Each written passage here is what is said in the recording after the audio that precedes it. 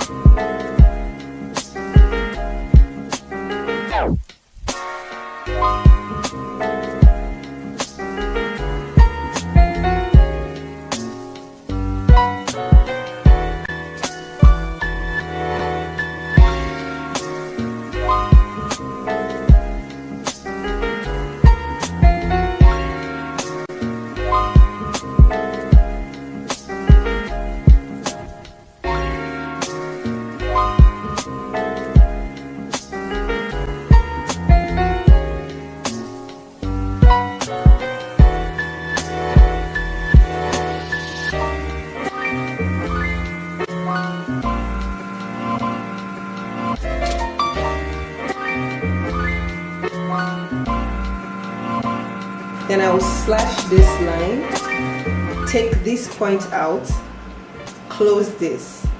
So once again, I will label my dart legs A and B, right? So now I'm gonna get rid of these midpoints right here so that I can be able to open this. So this is going to be my slash line.